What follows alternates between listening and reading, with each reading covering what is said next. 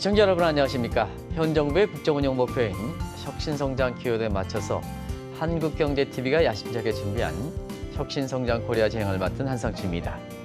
오늘 이 시간에는 조금 색다른 기업을 모셨습니다. 패션의 4차 산업의 큰 줄기를 하는 빅데이터 개념을 도입해서 사실상 앞으로 이러한 상가라든가 패션 시장의 커다란 변화를 이렇게 불러올 수 있는 기업의 그 대표님을 모셨습니다. 바로 YG 패션의 노창현 대표님입니다. 안녕하십니까? 네. 안녕하세요. 먼저 그 시청자분한테 인사부터 좀 해주시죠. 네. 안녕하세요. 네, 주식회사 YG 패션의 대표를 맡고 있는 노창현입니다. 네. 사실 오늘 이렇게 모실 때 우리 스태프진들이 굉장히 좀 기대를 많이 하고 있어요. 앞으로 몰고 올 변화 같은 거. 그래서 이 YG 패션의 전체적으로 창업의 계기라든가 아니면 뭐 하는 회사인지 좀 시청자 여러분한테 좀 자세하게 설명해 주시죠. 네. 패션에 종사하시는 분들은 특히 네네. 소매업체의 경우에는요. 어떤 상품이 인기가 있고 어떤 상품이 트렌디한지에 대한 정보를 매우 필요로 하고 있습니다. 네네. 근데 그러한 정보를 접할 길이 별로 없어서 저희는 빅데이터를 기반으로 해서 정확하게 인기 상품 정보와 패션 트렌드 정보를 분석해서 패션 소매업체와 도매업체에게 제공을 해서 그들의 매출의 어떤 신장을 저희가 지원하는 그런 업체입니다. 그걸 하기 위해서 저희는 이제 데이터를 모으고 AI 기술을 통해서 여러 가지 패션 트렌드를 분석하는 그런 업무를 하는 그런 회사입니다. 네.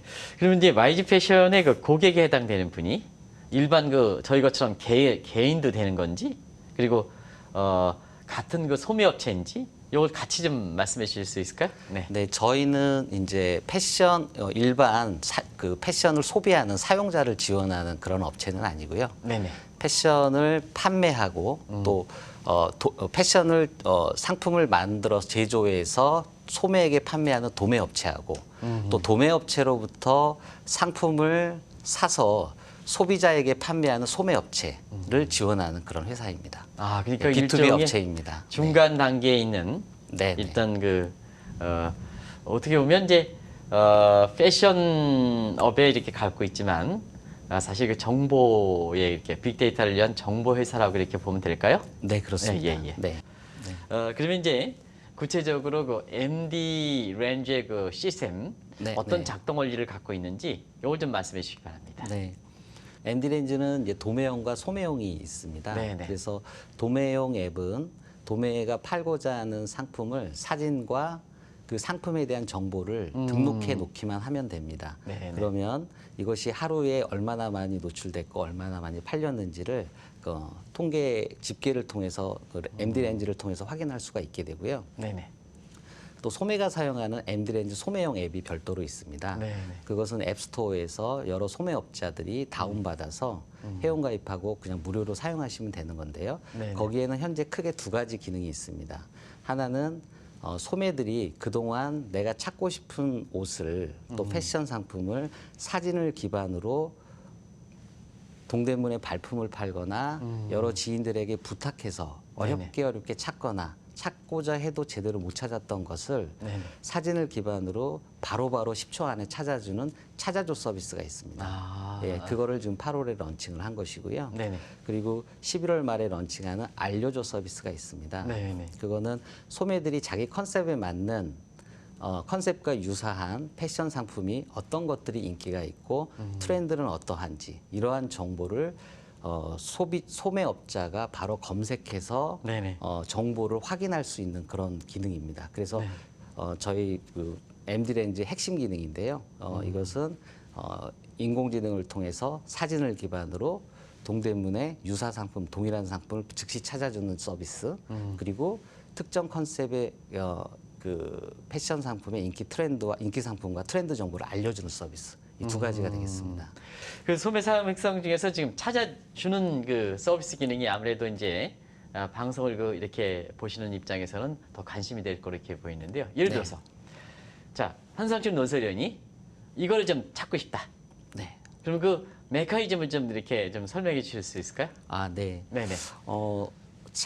찾고자 하는 옷 또는 패션 상품에 사진만 있으면 됩니다. 사진만 있으면. 네. 네네. 그 사진만 있다면 그 사진을 촬영을 해도 되고요. 네네. 또는 그 사진의 전체 모양이 나와 있는 사진을 인스타그램이나 아니면 SNS에서 네네. 뭐 그 사진을 캡처하거나 다운받아서 그 사진에서 찾고 싶은 영역만 선택해서 찾아주기를 누르면 네네. 바로 10초 안에 유사한 상품들을 동대문 도매에서 어떤 상품들이 수십 가지의 상품을 찾아주고 가격이나 판매처 정보까지 정확하게 알려줍니다. 그러면 그렇게 제가 궁금한 게 있는데요. 그러면 와이즈 패션에서 그거를 상가에서 구매해가지고 그냥 이렇게 보통 이렇게 그 붙여주면 되지 않습니까? 그것까지 다 담당하면 되지 않습니까? 예, 그 업무는 저희가 현재도 하고 있지 않고요. 네네. 앞으로도 하지 않을 예정입니다. 왜 그러죠? 네네. 저희가 소매가 저희 사이트 저희를 통해 직접 결제를 해서 도매로 구매하게 할 수가 있습니다. 네네. 그렇게 되면 이제 소매업자 저희는 결제 수수료를 받아야 됩니다. 예, 그러면 그 결제 수수료가 소매업자의 상품 가격에 반영이 될 거고요. 소매업체에게 좀 부담이 되겠죠. 네네네. 또 그걸 업무를 지원하기 위해서는 저희가 또 인력을 구성을 해야 되니까 이게 상품 가격에 반영이 됩니다. 네네.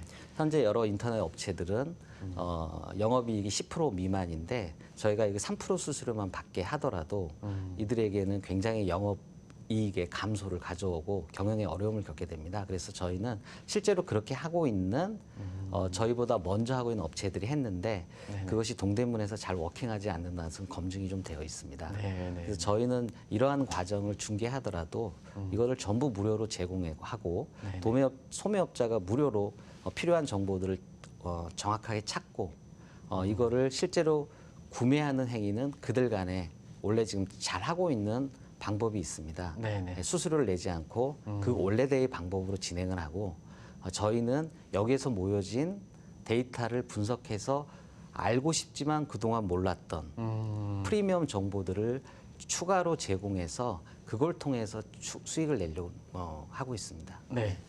그러면 이제 소비자들이 뭐 사진을 찍든 뭐든 해서 이렇게 요구하는 사항을 이렇게 하려면 일단은 그 상가라든가 뭔가 해서 이 와이즈 패션에 그만큼 많은 상가를 이렇게 가입시켜서 네네. 그 검색 기능이 좀 구매에 맞게끔 이렇게 그런 거 확충하는 것이 아주 이 와이즈 패션에 이렇게 성장하는데 아주 핵심적인 요소일 것 같은데요. 그런 네, 부분은 네. 어떻게 합니까? 네네.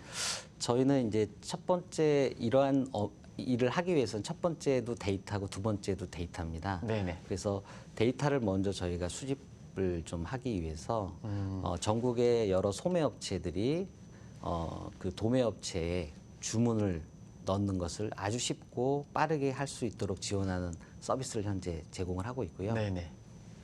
그걸 통해서 들어가는 주문액이 연간으로 환산하면 도매액으로 현재 9천억 원을 좀 돌파를 했고요. 네네. 다음 달에 되면 한 1조 원 정도의 주문이 이제 저희를 와이즈 통해 패션이? 네, 저희 네네. 솔루션을 통해 들어가게 됩니다. 네네. 이렇게 들어간 주문은 무료로 들어가지만 이거를 익명화해서 전체 그 데이터를 좀 분석을 하게 되고요. 네네. 이런 분석된 데이터를 통해서 여러 서비스들을 저희가 이제 발굴을 하게 되는 겁니다. 그래서 하루에는 약 한 5천에서 6천 개의 도매에 매일같이 지금 주문이 들어가고 있고요. 네네. 그러한 정보들을 좀 활용을 하고 있습니다. 네. 그러면 거기 그 빅데이터에 국내에 이렇게 소매 판매 업체뿐만 아니고 해외 업체도 같이 오면 자연스럽게 그 소비자들이 구매에 맞는 상품이라든가 선택 범위가 더 커지는 거 아니겠습니까? 그런 네, 계획은 혹시 있으십니까? 네네. 네, 그 동대문 도매 시장은 네네. 연간 10조 원 정도 되는 한국 그 패션의 메카입니다. 네네. 이 동대문 도매 시장에 연간 6만 5천 명 정도의 중국 바이어가 동대문 도매 시장에 방문을 해서 한국 스타일의 옷을 연간 2조 원에서 3조 원 정도를 사가고 있습니다. 네네. 그들도 역시 한국의 소매업체들이 하는 것처럼 사진을 기반으로 이거 찾아주세요라고 하고 여러 가지 그 아날로그적인 방법으로 동대문의 상품을 찾아서 가져가고 있는 상황인데요. 네네. 이렇게 중국이나 미국, 일본, 동남아에서 한류 스타일의 옷을 찾고자 하는 해외 업체들에게도 내년에 중국어와 영어로 번역해서 엠드레인 아. 서비스가 제공이 될 겁니다. 네네. 그렇게 해서 동대문의 상품이 세계로 수출하는 데 관문의 역할을 하게 될 것입니다. 네네. 그걸 이제 궁금해서 이렇게 여쭤봤고요. 또 한 가지는 사실 찾아주기 서비스의 이게 생명력이라는 것은 이제 역시 이렇게 와이스 패션을 이용하는 이용 이렇게 고객의 네, 어떤 네, 반응, 네. 반응 이런 것을 좀 봐야 되는데 대충 이렇게 상당히 인기가 있다, 아주 반응이 뜨겁다 하는 것은 제가 지금 이게 노 대표님 말씀을 통해서 제가 감을 잡을 수 있을 거로 생각하는데요. 벌써 한 9천억 이상 이렇게 이거 나간다 이렇게 보면 되는데요. 그런 지금까지 이렇게 창업하시고 나서 지금까지 이렇게 보면 와이즈 패션에 이용하는 고객들의 반응 같은 거 이런 것 좀 이렇게 시청자 여러분께 전해 주실 수 있을까? 네네. 네, 저희가 이제 주문 서비스는 이제 하고 있는 지가 2년이 조금 넘었고요. 네네. 예, 이걸 통해서는 여러 소매와 또 주문을 하는 업체들이 굉장히 만족하고 빠르게 지금 쓰고 있는 것이고요. 네네.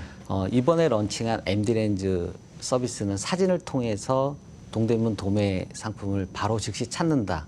이거는 수십 년 동안 그러한 행위들을 했었는데 이게 인공지능을 통해서 이렇게 빠르게 요 동대문 도매를 찾을 수 있는 기술이 처음 나왔습니다. 네. 저희가 최초로 한 것인데요. 그래서 소매업체들은 이걸 저희 사용하는 한 번 사용해 보면 이게 왜 이제 나왔어? 되게 신기하네. 이런 반응입니다. 그래서 네네. 저희가 8월에 런칭을 했음에도 불구하고 만 한 달 정도 됐는데요. 네네. 약 한 6천 개 이상의 MD렌즈 소매 업체들이 가입을 하고 있고 네네. 가입된 업체 중에 대략 한 80% 정도가 매주 여러 차례 사용하는 액티브 유저입니다. 네네. 실제로 또 이게 인공지능 서비스이다 보니 소매업체 분들이 잘못 사용하시는 분들도 있습니다. 찾고자 하는 상품의 일부만을 사진을 찍는다던가 네. 옷을 이렇게 잘 개서 이렇게 접혀 있는 옷을 잘 찍어서 찾는 분들이 계신가 하면 이런 잘못된 사용자들이 한 10에서 15% 정도 되는데요. 네네. 요분들을 제외하면 거의 95% 이상이 액티브 유저라고 보시면 될 것 같습니다. 그리고 이게 네. 95% 정도면 굉장히 생명력이 높다 이런 얘기할 수가 네, 있겠죠. 네네. 와이즈 패션과 같은 이런 쪽으로 가다 보면 기존에 이렇게 비슷한 일을 했던 사람들이 반발이 좀 있지 않겠느냐 하는 이런 쪽이 상가의 어떤 특이한 그런 권리권이라든가 이런 것 때문에 그런 걸 좀 우려하는 시각이 있는데요. 노 대표님은 실제 사업을 하는 입장에서 그런 부분에 대해서 어떻게 생각하십니까? 예, 모든 기술이나 문명은 네네. 양과 음이 있다라고 생각합니다. 네네.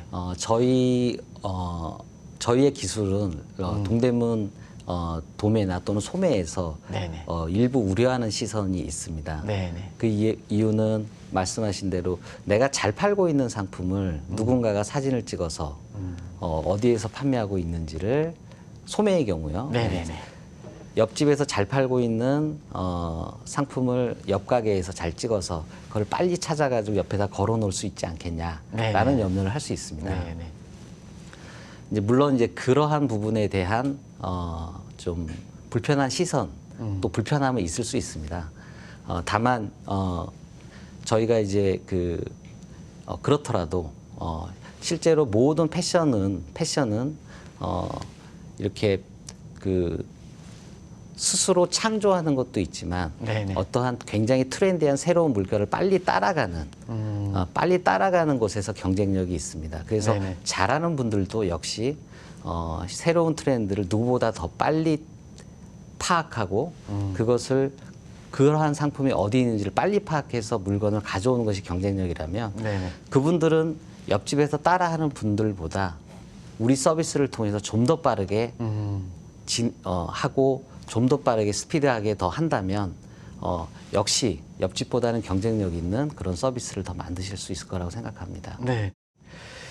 우리가 보면 이제 앞으로 이게 뭐 중국어라든가 영어 서비스를 해가지고 이렇게 와이즈 패션이 이렇게 외국의 고객에도 니즈에 맞추는 이런 형태를 간다면 아버님 자연스럽게 시청자분이 생각하실 분야가 우리가 이제 한류 문화다 이렇게 얘기하지 않습니까? 네. 예, 한류 문화에서 보면은 K-팝에 대해서 음악 부분은 좀 많이 됐는데 거기에 자연스럽게 쫓아가는 것이 패션 아니겠습니까? 네. 그래서 아마 이게 와이즈 패션이 이렇게 앞으로 그 한국의 그 K 패션 이런 것을 활성화시키는데 굉장히 도움되지 않겠나 이렇게 해서 외국어 서비스까지 이렇게 된다면 그런 부분에 대해서 이 K 패션의 개념 같은 거, 근데 앞으로 이거 어떻게 이게 변화될 것인지 하는 이런 측면을 좀 전문가 입장에서 좀 말씀해 주시기 바랍니다.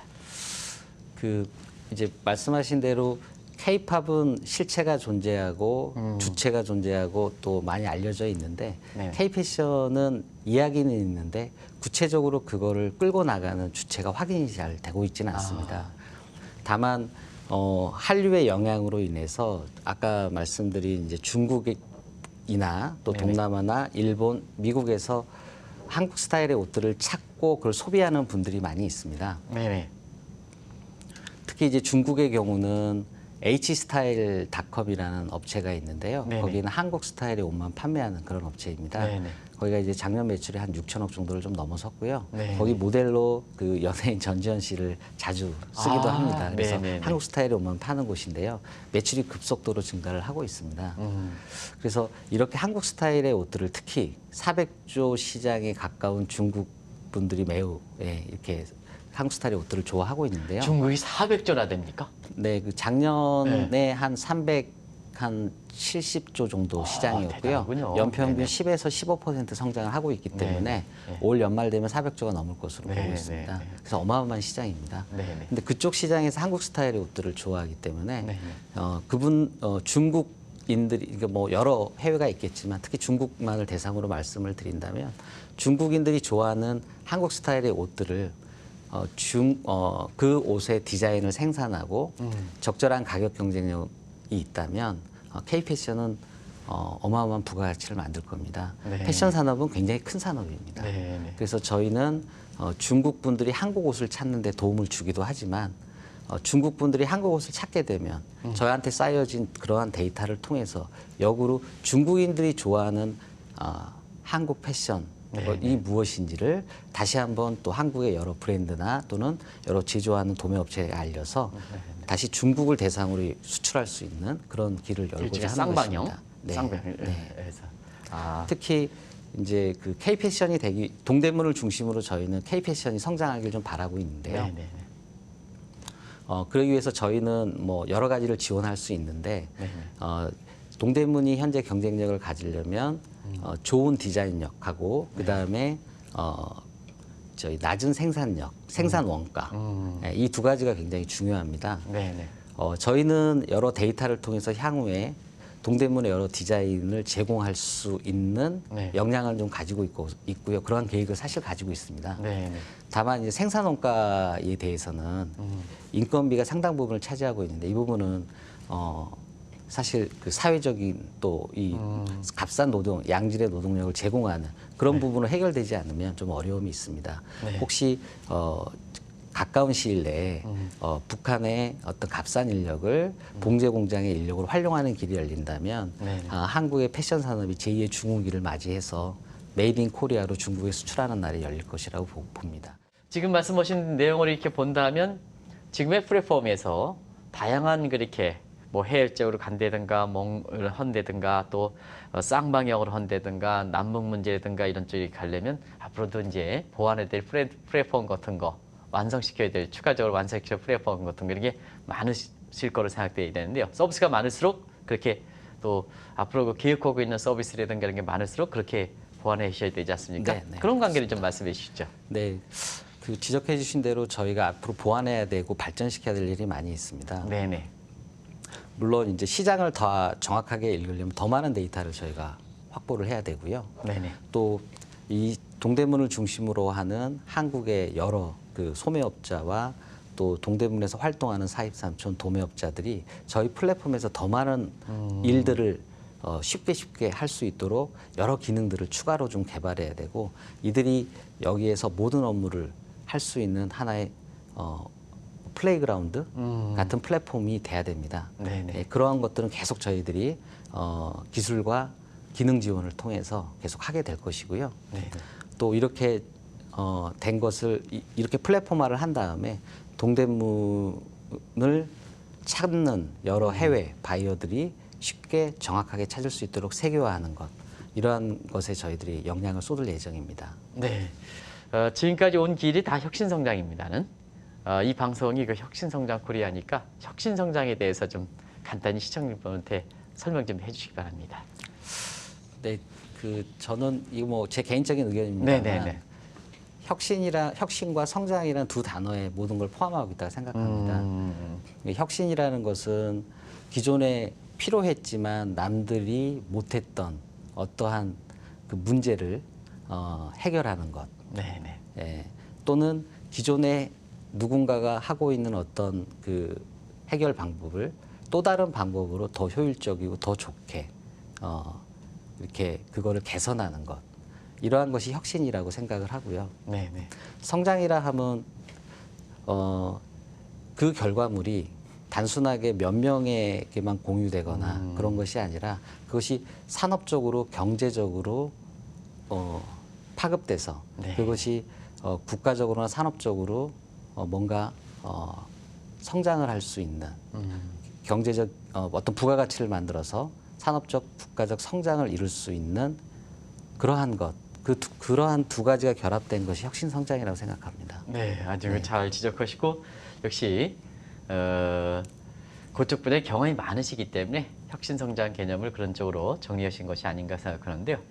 지금 보면 이제 동대문 자체라든가 그런 것이 이제 더 성장하기 위해서 또 동대문이 지금의 그 선입견에서 탈피해서 이렇게 4차 산업이라든가 이런 걸 융합해서 진짜 한국을 상징할 수 있는 이런 쪽에 그 발전을 하기 위해서는 나름대로 그 중심에 있는 우리 노 대표님 입장에서 정부의 그 정책을 좀 건의할 수 있는 부분이 있을 거로 생각하고 또 경우에 따라서는 이런 쪽의 동대문이라든가 이런 쪽으로 그 발전하려면 이런 쪽에 좀 정책적인 뒷받침이 좀 있어야 된다 하는 권고사항 같은 거 이런 거 있으시면 좀 말씀해 주시기 바랍니다. 제가 사실 뭐 거기에 뭐 어떤 정책이나 이런 뭐 규제나 이런 쪽에 대한 그 패션 관련된 전문가는 네네네. 아닌데요. 패션에서 현재 도매업자들은 그 전환법이라는 것을 굉장히 좀 부담스러워하고 있습니다. 전환법이요? 네. 네네네. 그 전환법이 아직 시행이 되고 있지 않은 걸로 알고 있는데 곧 네네. 시행이 될 예정인데 그것이 소규모의 도매업자에게는 매우 큰 부담이 좀 될 거여서 그 부분은 조금 그 동대문의 도매상에게 굉장히 큰 부담이 좀 될 것으로 예상을 하고 있어서 네. 거기에 대한 시행을 조금 각 그 대상별로 좀 뭐 완화하거나 또는 유예하거나 또는 유연하게. 네. 유연하게 했으면 좋겠다는 게 제 하나의 바람이 있고요. 네네. 또 결과적으로 저는 다른 것보다는 이제 모든 혁신은 사람을 통해서 일어난다고 생각합니다. 네네네. 그래서 사람을 통해서 나기 위해서는 어떤 교육이 굉장히 중요하다고 생각하고요. 패션도 마찬가지고요. 네네. 크리에이티브하다라는 것, 또 뭔가 어떤 기술을 통해서 기존의 것을 개선한다라는 것은 전부 사람이 하는 것이니까 네네. 이러한 것이 그 실제로 그 어떤 부가가치를 만들고 기업에서 필요한 일들이거든요. 네네. 모든 기업은 자기의 소비자가 필요로 하는 어떤 업무와 어려움을 자신만의 스타일로 해결해 주면서 돈을 받는 거잖아요. 그래서 네네. 매출을 올리는 것이라면 네. 그러한 일을 창의적으로 하고 혁신적으로 할 수 있는 사람을 길러내려면 교육 시스템이 되게 중요하다고 생각합니다. 네네. 그래서 문제를 발굴하고 문제를 정의하고 거기에 대한 해결 방법을 스스로 찾고 그거를 직접 실행해 보는 것, 이게 모든 교육 사이클에서 일상화된다면 모든 산업 분야, 패션뿐이 아니라 모든 산업 분야가 잘 발전할 거로 생각하고 있습니다. 네, 네. 아주 좋은 지적을 하셨는데요. 되게 특별한 시간을 드리겠습니다. 이렇게 해서 지금 이제 시간이 금방 갔는데요. 이 시청자분한테 하고 싶은 얘기 좀 이게 하시면서 제가 마무리하도록 하겠습니다. 시청자분한테 좀 하고 싶은 네, 얘기 네, 다 하시기 바랍니다. 네네. 네, 저희가 이제 만 3년이 조금 넘은 스타트업입니다. 저희가 동대문을 데이터화하고 플랫폼화해서 세계화하는 데 여러 역할을 좀 하고 싶습니다. 그것이 앞으로 향후 2, 3년 이내에 어떻게 진행되는지 잘 지켜봐 주시고요. 또 여러 그 패션 관계자들이 기대하는 좋은 서비스와 기술을 개발해서 산업 발전에 좀 이바지하도록 하겠습니다. 네, 지켜봐 주십시오. 고맙습니다. 네. 제가 이런 시간을 드리는 게 아주 특별한 시간입니다. 그래서 오늘 마무리는 노 대표님이 지금 다 하셨으니까 그런 쪽에 성장하는 모습을 이렇게 보면서 이 방송은 이게 성장이 또 이렇게 또 시청자분이 약속을 잘 지키시면 다음에 또 이렇게 모실 수가 있거든요. 그때 이렇게 더 자세한 얘기를 좀 말씀을 나누는 시간을 좀 갖도록 하겠고요. 오늘은 이제 시간이 다 돼서 여기서 마치도록 하겠습니다. 어렵게 나오셔서 감사하다는 말씀 드리겠습니다. 고맙습니다. 네, 감사합니다. 시청자 여러분, 오늘 와이즈 패션의 그 노 대표님과의 인터뷰 어떻게 느끼셨습니까? 제 개인적으로는 혁신의 실천적 개념의 아주 본보기를 이렇게 실천하는 기업이 아닌가 생각합니다. 우리가 4차 산업이 아주 먼 산업이고 나와 동떨어진 이런 산업이다 이렇게 얘기하는데요. 바로 생활의 불편한 점 이런 것을 사실 새로운 기술과 새로운 트렌드에 맞춰서 이것을 접목시키면 그것이 소위 크리에이티브 이노베이션 이런 혁신이란 창조 혁신이라는 개념이 되는 게 아닌가 생각합니다. 가장 이렇게 지금까지 이렇게 방송을 하면서 가장 거기에 맞는 기업이 아닌가 생각합니다. 그래서 와이즈 패션이 앞으로 발전되는 방안 그리고 시청자분이 주목해서 이렇게 바라보실 필요가 있고요. 또 이런 기업이 성장하기 위해서는 또 패션과 관련되니까 시청자분이 애용을 해주셔야 됩니다. 그래서 여기에 이렇게 찾음 서비스 이런 부분도 한번 좀 쭉 해서 들어가셔서 이게 어떻게 이루어지는지 굉장히 호기심도 저도 많은데요. 이런 것을 이용하셔서 이 기업의 성장하는데 좀 이렇게 뒷받침해 주셨으면 하는 바람입니다. 이 말씀을 이렇게 시청자분한테 전해드리면서 오늘 방송을 마치도록 하겠습니다. 감사합니다.